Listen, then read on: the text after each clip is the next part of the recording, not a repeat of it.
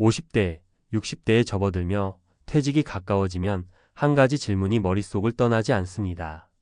나는 지금까지 뭘 위해 살아왔을까? 젊었을 땐 치열하게 일하며 가족과 모임, 그리고 인간관계에 나 자신을 소모해왔지만 정작 퇴직 후엔 빈손으로 남겨진 기분이 들기도 합니다. 누군가의 삶을 위해 살았다고 생각했는데 결국 내 삶은 어디로 갔을까요? 여러분은 혹시 이런 공허함과 후회 느껴본 적 없으신가요? 이 이야기는 바로 그런 고민 속에서 진정한 삶의 가치를 깨닫게 된 경험을 담고 있습니다. 이제는 모임, 관계, 허울에 매달리지 않고 나만의 삶을 찾아가는 시간이 필요할지도 모릅니다. 평생 헛살았나? 은퇴 후 진짜 삶의 가치를 찾은 충격적 이야기. 퇴직 후의 삶을 상상해 본 적 있으신가요? 대부분은 여유롭게 여행을 다니고 취미를 즐기고 가족과 함께 시간을 보내는 모습을 떠올릴 겁니다. 하지만 현실은 그렇게 낭만적이지 않을 수 있습니다. 퇴직과 동시에 오랜 직장 생활 속에서 만들어진 모임과 인간관계가 하나둘씩 사라지고 공허함이 찾아오는 경우가 많습니다. 오늘은 은퇴 후에도 진짜 삶의 가치를 찾은 사람들의 이야기를 통해 우리가 지금부터 어떤 준비를 해야 하는지 이야기해 보려고 합니다. 사례 1 모임에서 외톨이가 되다.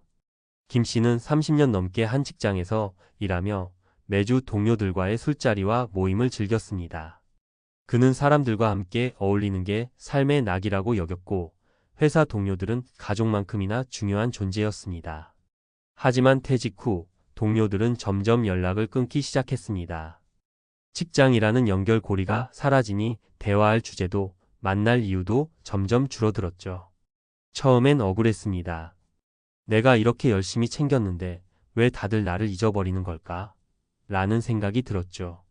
하지만 시간이 지나 깨달은 건 결국 자신의 삶을 중심에 두지 않고 관계에만 의존했던 자신이 문제였다는 것입니다. 이제 김 씨는 새로운 취미인 그림 그리기에 집중하며 자신만의 가치를 찾아가고 있습니다. 그는 이렇게 말합니다. 진짜 중요한 건 사람들과의 관계도 좋지만 결국 내가 나를 사랑하고 존중할 줄 아는 게 더 중요하더라고요. 사례 이 가족에게 의지하려다 실망만. 박 씨는 40년 넘게 가족을 위해 일하며 자신의 모든 시간을 헌신했습니다. 퇴직 후에는 가족과 더 많은 시간을 보내고 싶었지만 막상 자녀들은 각자의 삶에 바쁘고 배우자는 이미 자신의 생활 패턴에 익숙해져 있었습니다. 박 씨는 깊은 외로움을 느끼며 자신이 은퇴 후의 삶에 대해 아무런 계획이 없었다는 사실을 깨달았습니다.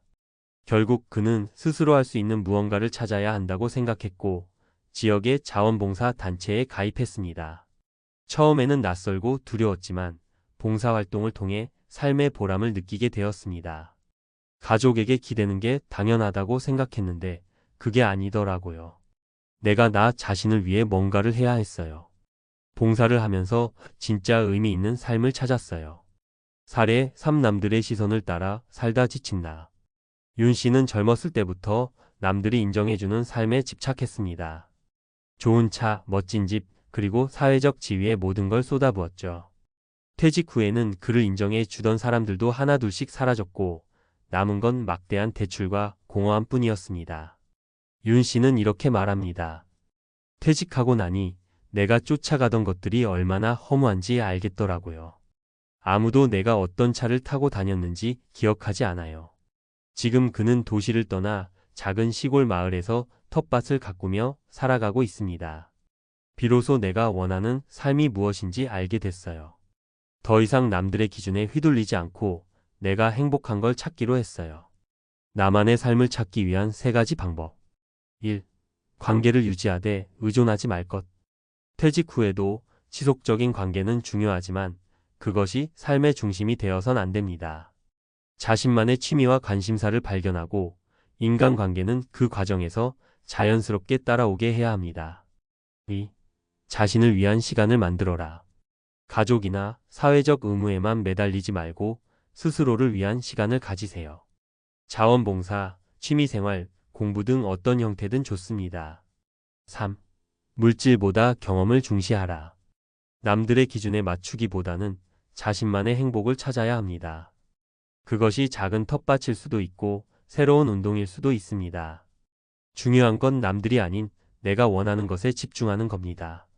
마무리하며 은퇴 후 삶은 우리가 준비하기 나름입니다. 남들에게 휘둘리지 않고 자신만의 길을 찾아가는 것이 진짜 은퇴 후 삶의 성공 비결이 아닐까요? 지금부터라도 나를 위한 삶을 시작해 보세요. 누군가의 인정을 받기 위해 살았던 시간 대신 나 자신에게 집중하는 시간을 가지는 것. 그것이 진정한 자유와 행복을 찾는 길이 될 것입니다. 평생 헛살았나? 전문가가 말하는 은퇴 후 삶의 진짜 가치. 퇴직 후에 가장 힘든 게 뭐냐고요? 바로 공허함이에요.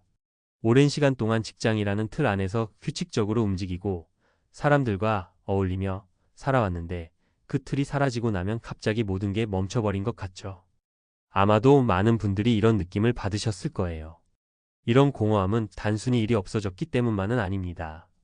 우리는 흔히 관계와 사회적 역할에 너무 익숙해져서 내가 누구인지에 대한 고민을 제대로 해본 적이 없기 때문이죠. 오늘은 은퇴 후 삶의 진짜 가치를 찾으려면 무엇이 중요한지 그리고 어떻게 준비해야 할지 전문가의 관점에서 깊이 이야기해 보겠습니다. 1.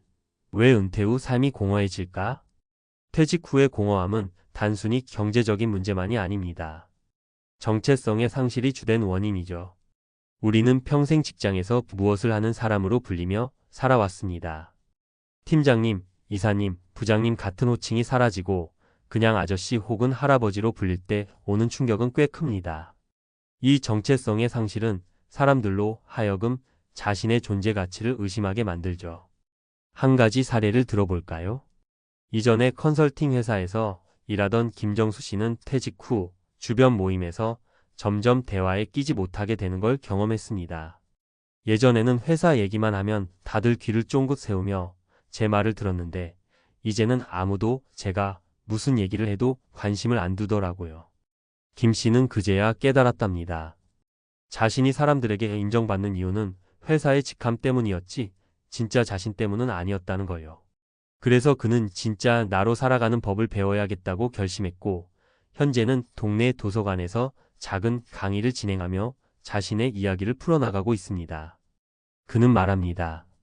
퇴직은 끝이 아니라 다시 시작이라는 걸 이제야 알았어요.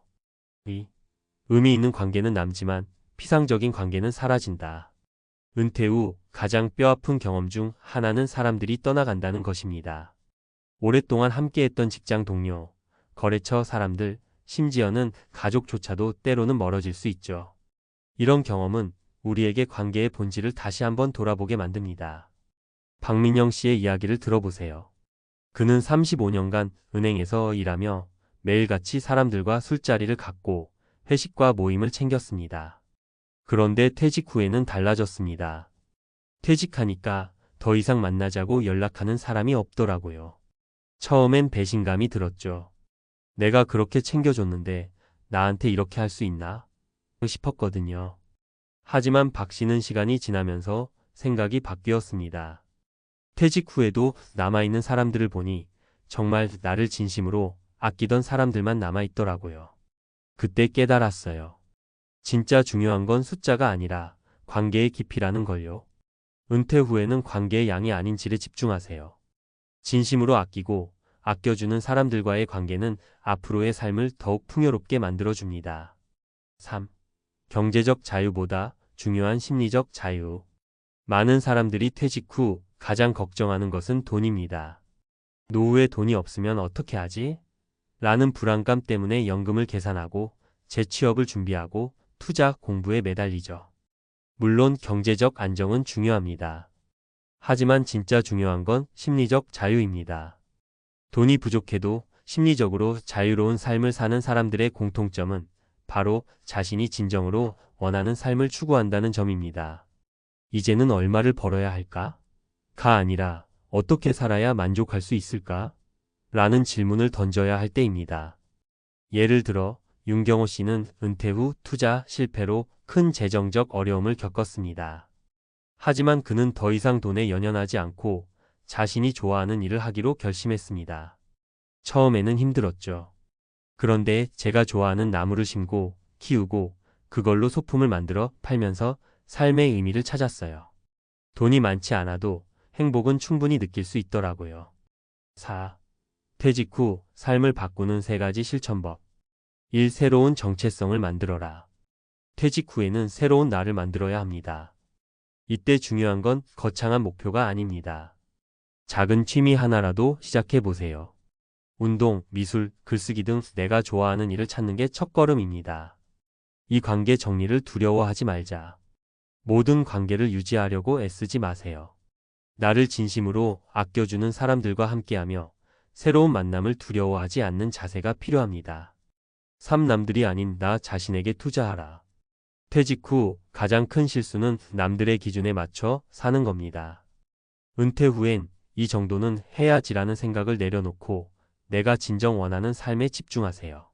물질이 아닌 경험에 투자하는 것도 좋은 방법입니다.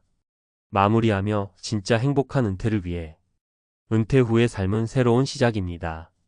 직장, 관계, 물질적 풍요가 사라진다고 해서 삶이 끝나는 것이 아닙니다. 오히려 새로운 정체성을 찾아 나 자신에게 집중할 수 있는 기회입니다. 지금부터라도 물질이 아닌 경험을, 양이 아닌 질을, 다른 사람이 아닌 나 자신을 위해 살아보세요. 은퇴 후에도 삶은 계속됩니다. 그리고 그 삶의 질은 지금 여러분이 내리는 선택에 따라 결정될 겁니다. 여러분은 은퇴 후 어떤 삶을 꿈꾸고 계신가요? 이제는 나를 위한 삶을 시작해 보세요. 그 길이야말로 진정한 자유와 행복으로 가는 길이 될 테니까요.